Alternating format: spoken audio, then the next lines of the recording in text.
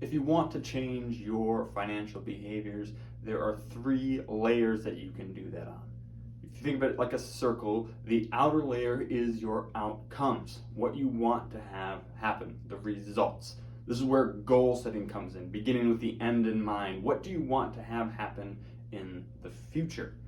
And this is where a lot of people stop. They want change, and they want the outcomes, and they want the results. And so this is the area they focus on. If we just think about our goals enough, and if we do enough goal setting, enough dreaming, enough of those things, then we can have that change.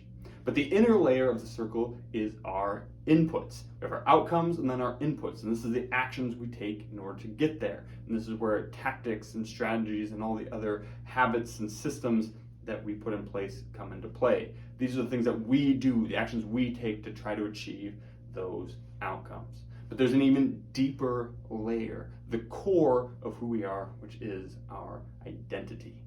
And our identity is what shapes how we act. We always act in congruence with our identity.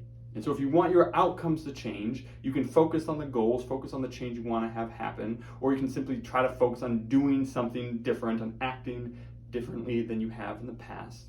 Or you can change your identity, because it's much easier to act in accordance with who you are than to try to act in opposition to it. One of the best examples, I think, is consider 2 people who were smokers, right? That was their identity, and they're both trying to quit. And they're on break, and someone comes up to them and offers them a cigarette. And one says, "No thanks, I'm trying to quit." And the other one says, "No thanks, I'm not a smoker." Who do you think will be more likely to be able to quit smoking? The person who still identifies as a smoker and is trying to act in opposition to their identity, or the person who is identifying as that which he wants to be and is acting according to that? If you want to change your financial behavior, think of the identities that you have and how those may be in conflict with where you want to be. We explore all of this and more in the full-length podcast on your financial identity. You can find that at retirementorship.com/74.